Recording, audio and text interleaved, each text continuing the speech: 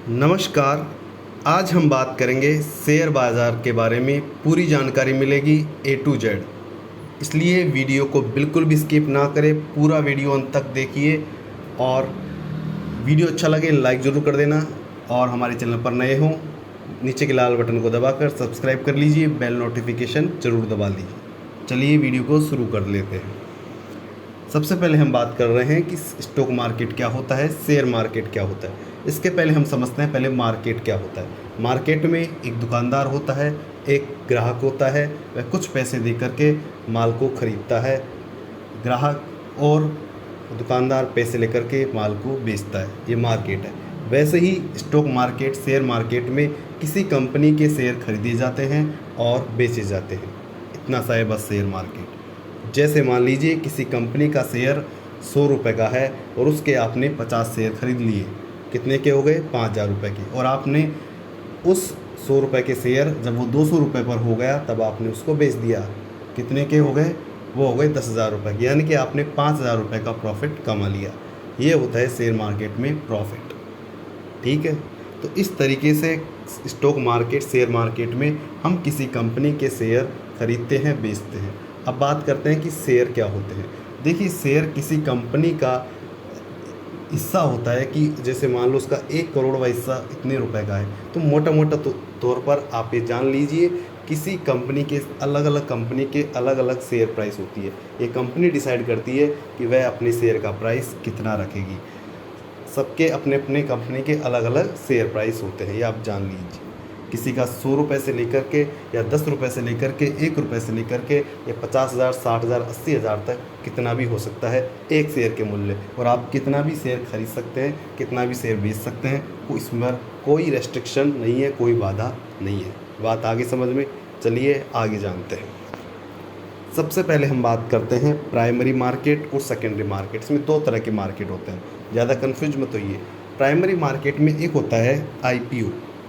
कई बार आपने सुना होगा कि इस कंपनी का IPO आ रहा है, इसमें पैसे लगाइए, इसमें पैसे लगाइए। तो IPO क्या होता है? देखिए, जब कंपनी चल रही होती है और उसको कुछ पूंजी की और आवश्यकता होती है कंपनी के आगे बढ़ाने के लिए, कंपनी के कोई काम के लिए, तो कंपनी क्या करती है कि बाज़ार से पैसा उठाती है। तो बाज़ार से पैसा उठाती है तो उसको हम बोलते हैं IPO। IPO की फुल फॉर्म होती है इनिशियल पब्लिक ऑफर। ठीक है, वह लोगों से कहती है कि आप हमको पैसा दीजिए, इसके बदले में हम कंपनी के कुछ शेयर आपको दे देंगे। ठीक है, तो ये होता है IPO, जहाँ पर हम कंपनी से डायरेक्ट शेयर खरीदते हैं। ठीक है, दूसरा होता है सेकेंडरी मार्केट, जिसको हम स्टॉक एक्सचेंज बोलते हैं। वहाँ पर हम क्या करते हैं, हम कंपनी से नहीं खरीदते हैं। जैसे मान लीजिए मैंने खरीद लिया कंपनी से शेयर, अब मैंने किसी थर्ड पर्सन को बेच दिया है, तो वो अब जो व्यक्ति हैं आपस में एक दूसरे से शेयर खरीद सकते हैं, वो होता है सेकेंडरी मार्केट। तो ज़्यादा दिक्कत है नहीं इसमें। तो ज़्यादातर जो शेयर मार्केट में खरीद बेचान होता है वो क्या होता है, सेकेंडरी मार्केट में होता है, यानी कि स्टॉक एक्सचेंज पर होता है। सिंपल सी बात है, ज़्यादा दिमाग मत लगाइए, सिंपल सी समझ लीजिए, टर्मिनोलॉजी है कुछ ही। ठीक है, आगे बात कर लेते हैं हम ब्रोकर क्या होते हैं। देखिए, ब्रोकर, अब आपने शेयर मार्केट के बारे में जान लिया, आपने शेयर के बारे में भी जान लिया, आपने देख लिया कि मार्केट कितने प्रकार के होते हैं, कि प्राइमरी मार्केट होते हैं, सेकेंडरी मार्केट होते हैं। अब जानिए कि मैं जो शेयर होते हैं वो कैसे खरीद और कैसे बेच सकता हूँ। देखिए, आम आदमी तो क्या होता है कि अपना अकाउंट खुद शेयर खरीद बेच नहीं सकता, उसके लिए उसको अकाउंट खुलवाना पड़ता है ब्रोकर के यहाँ पे, क्योंकि ब्रोकर ही को ही सेबी लाइसेंस देता है कि वो ही शेयर बाज़ार में खरीद सकते हैं, बेच सकते हैं। तो हमें क्या करना होता है कि ब्रोकर के यहाँ पे अपना अकाउंट खुलवाना होता है। ब्रोकर ही हमारे भी यहाँ पे किसी कंपनी के शेयर को खरीदता है और बेचता है।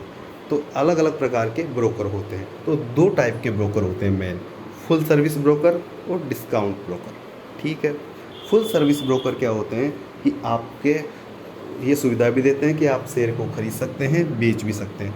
साथ ही में ये टिप्स भी देते हैं, एडवाइस भी देते हैं कब आपको शेयर खरीदना है, कब बेचना है, और आपकी फाइनेंशियल स्थिति के अकॉर्डिंग वो शेयरों को खरीदने बेचने की सलाह देते हैं।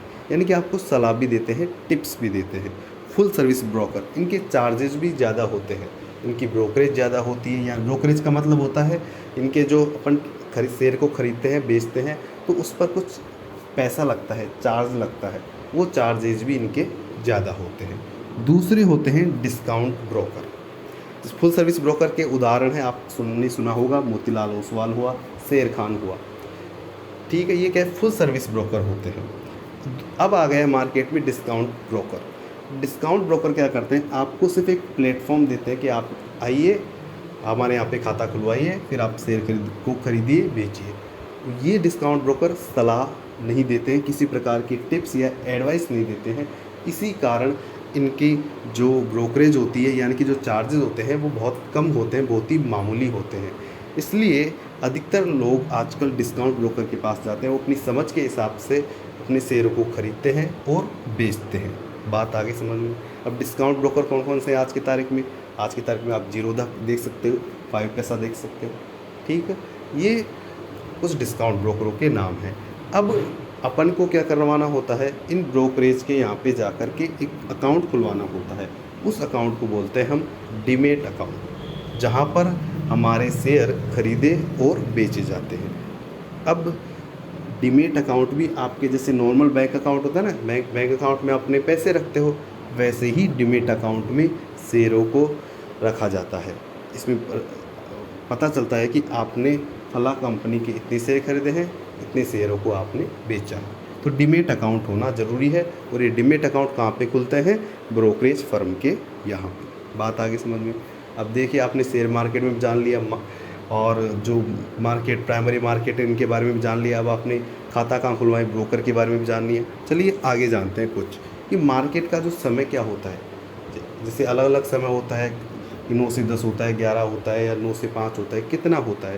तो नॉर्मल जो मार्केट का समय होता है वह 9:15 से शुरू होता है, 3:30 पर ही मार्केट का समय होता है। यानी कि इसी टाइम के दौरान आप किसी शेयर को खरीद सकते हैं और बेच सकते हैं।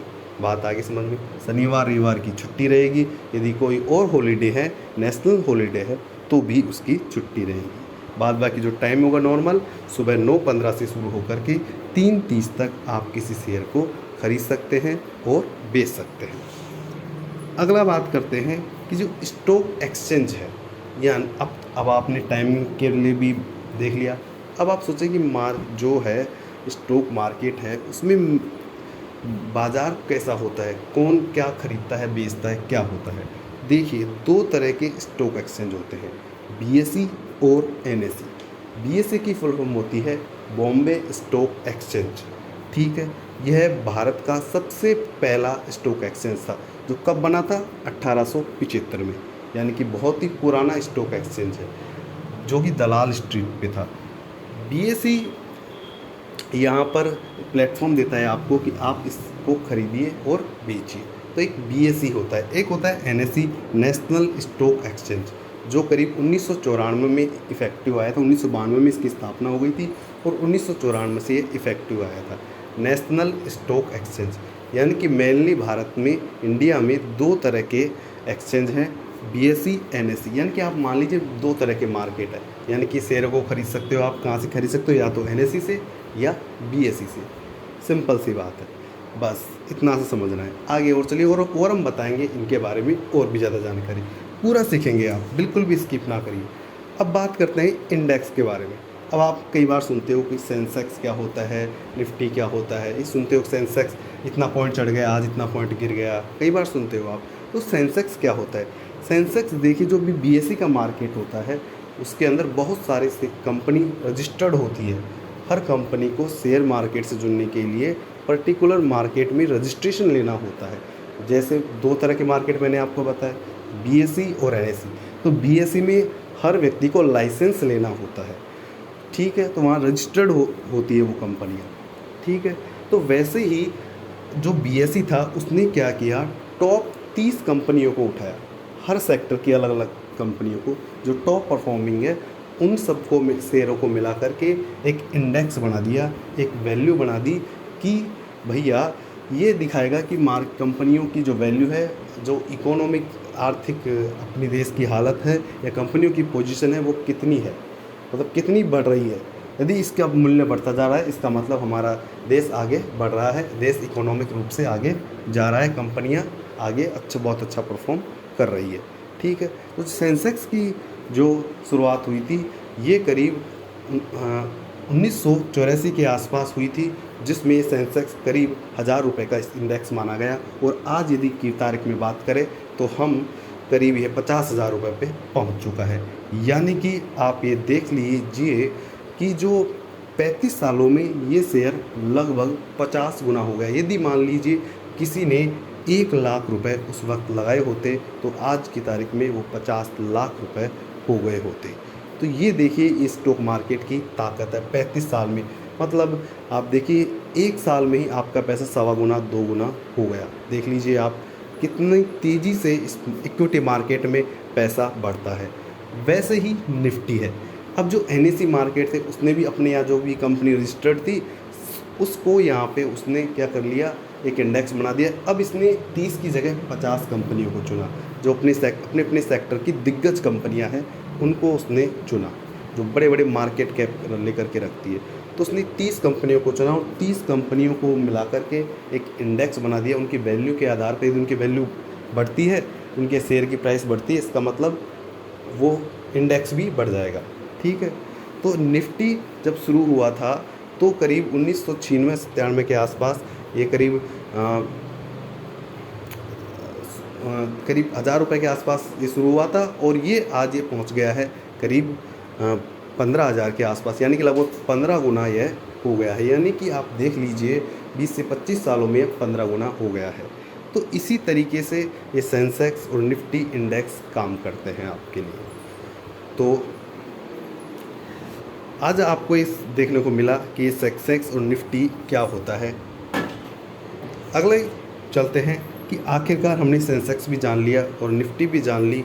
अब हम आगे कैसे सीखें, आगे कैसे जानें किसी पर्टिकुलर शेयर का मूल्य क्या है, क्या कितना उसका मार्केट कैप है, क्या उसकी पोजीशन है, उसका शेयर प्राइस क्या चल रहा है, अब 1 महीने पहले क्या प्राइस था, साल भर पहले क्या प्राइस था, 10 साल पहले क्या प्राइस था इसका, अभी इस कंपनी की पोजीशन क्या है, कितना प्रॉफिट कर रही है, कितना लॉस कर रही है, पर्टिकुलर सेक्टर की कौन कौन कंपनियां हैं। ये सब जानने के लिए आपको इस शेयर मार्केट की बाइबल किताब है मनी कंट्रोल। आप अपने गूगल प्ले स्टोर पर जाएंगे, वहाँ पर डाउनलोड करेंगे, मनी कंट्रोल का ऐप डाउनलोड करेंगे, या आप इसकी वेबसाइट पर भी जा सकते हैं moneycontrol.com पर। वहाँ पर आपको हर शेयर की प्राइस आपको निर्धारित प्राइस आपको मिल जाएगी। उसका मार्केट कैप कितना है, यानी कि वो कितने करोड़ की कंपनी है, उसका शेयर 10 साल पहले कितना था, आज कितना है, या फिर उसका कितना प्रॉफिट हुआ, कितना लॉस हुआ, उस सेक्टर की और कौन कौन सी कंपनियां हैं, एक सेक्टर की कितनी कंपनियां हैं यहाँ पे, उनके क्या क्या अभाव हैं, वो कितना प्रोग्रेस हुआ, सारी जानकारी आपको इस मनी कंट्रोल के ऐप पर मिल जाएगी। तो बहुत ही अच्छा और कमाल का ये ऐप है, फ्री ऑफ कॉस्ट है, कोई आपका चार्जेस इसमें नहीं लगता है। चलिए आगे चलते हैं। अब बात करते हैं कि आपने ये सब जान लिया कि मैंने शेयर प्राइस की प्राइस भी जान ली, कंपनी का शेयर भी कितना है, उसकी फाइनेंशियल पोजीशन भी क्या है। अब आपको हम बताते हैं कि इनमें जो ट्रेड होते हैं वो कैसे होते हैं। 2 तरह के इसमें ट्रेड होते हैं, एक होता है इंट्राडे और एक होता है डिलीवरी बेस। इंट्राडे में क्या होता है कि आप सेम डे को ख़रीद के आपको शेयरों को सेम डे ही बेचना होता है, यानी कि आपका सिर्फ 1 दिन का वो ट्रेड होता है। और दूसरा होता है डिलीवरी। डिलीवरी के अंदर आप उस 1 दिन उस शेयर को ख़रीदते हैं और फिर अगले दिन या 10 साल, 5 साल, 2 साल, 2 महीने, 5 महीने, यानी कि उसके अगले दिन के बाद आप उसको बेचते हैं, उसको बोलते हैं डिलीवरी ट्रेड। अब लोग बाग आप देखते होंगे इंट्राडे में क्या फ़ायदा होता है ये करने से कि आपको जैसे मान लीजिए 5 गुना 10 गुना उसका मार्जिन मिल जाता है। मार्जिन क्या होता है, जैसे मान लीजिए आपके पास 1000 रुपये हैं तो आप 5000 तक के शेयर खरीद सकते हैं, ये होता है। जबकि डिलीवरी में क्या होता है, आपके पास 1000 रुपये आपके अकाउंट में पड़े हैं तो सिर्फ आप 1000 के शेयर ही खरीदते हैं। तो इसलिए लोग बाग क्या करते हैं, इंट्राडे की तरफ ज़्यादा जाते हैं। वो 1000 रुपये में अपना फंड होते हुए भी 5000 तक का माल खरीद सकते हैं, बेच पाते हैं। ठीक है, तो 2 तरह के यहाँ पे ट्रेड होते हैं, इंट्राडे और एक डिलीवरी। ये टर्म भी आप देख लीजिएगा। अगला है आपके पास लिस्ट। क्या है, लिस्ट। आपको अपने डीमैट अकाउंट खुलवा लिया, तब डीमैट अकाउंट खुलवाने के लिए आपको क्या क्या डॉक्यूमेंट्स चाहिए, तो आप जीरोधा में खुला सकते हैं, 5 पैसा में खुला सकते हैं, आप किसी बैंक में भी जाके खुला सकते हैं, जैसे SBI में जाके खुला सकते हैं, HDFC बैंक में खुला सकते हैं। वो 3 टायर खाते हो जाएंगे वहाँ पे, तो कहीं कोई दिक्कत नहीं है। तो आपको आजकल तो आपको ऑनलाइन प्लेटफॉर्म मिल गए हैं, जैसे आप मान लीजिए जीरोधा पे अकाउंट खुलवाना चाहते हैं, तो वहाँ पे गए आप, वहाँ की साइट पर जाइए, वहाँ पे अपना पैन कार्ड डालिए, अपने जो भी डिटेल है वो डालिए, पैन कार्ड की फ़ोटो अपलोड कीजिए, साथ ही में आधार कार्ड की सारी जानकारी दे दीजिए। फिर वहाँ पे प्रोसीड बटन पर आएगा, आपके जो आधार कार्ड से जो मोबाइल नंबर जुड़ा हुआ है उस पर OTP आएगा, वहाँ से वेरीफाई कर लीजिए। तो 2-3 दिन के अंदर आपके पास अपना डीमैट अकाउंट खुल जाता है, बड़ी ही आसानी से, बड़ी ही कोई दिक्कत नहीं होती उसके अंदर।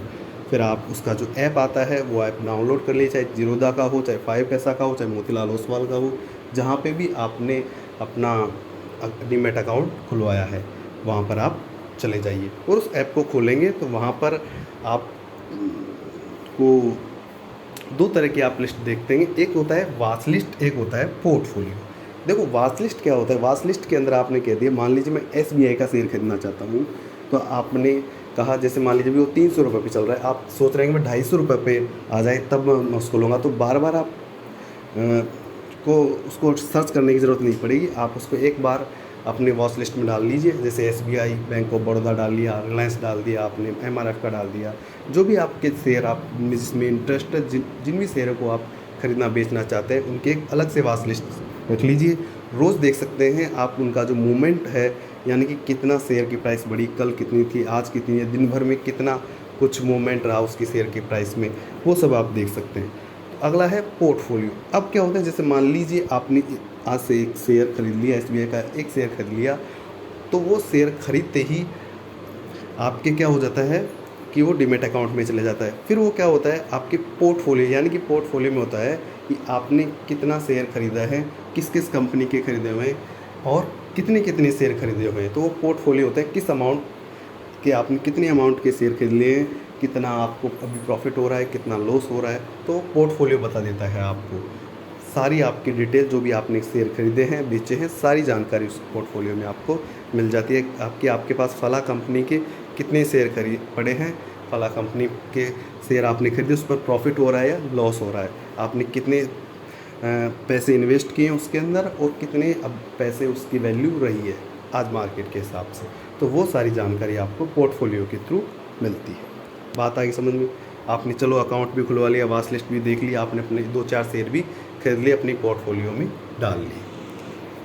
अब देखिए आप शेयरों को खरीदते कैसे, बेचते कैसे। अब आप सोच रहे हैं कि मैं इन शेयरों को कैसे खरीद सकता हूँ, कैसे बेच सकता हूँ। तो मान लीजिए आपने SBI वॉच लिस्ट के अंदर डाला, SBIN वहाँ पे डाला, वहाँ पे आप उस पर जैसे ही क्लिक करेंगे 2 ऑप्शन आता है, बाई करें, सेल करें, ठीक है।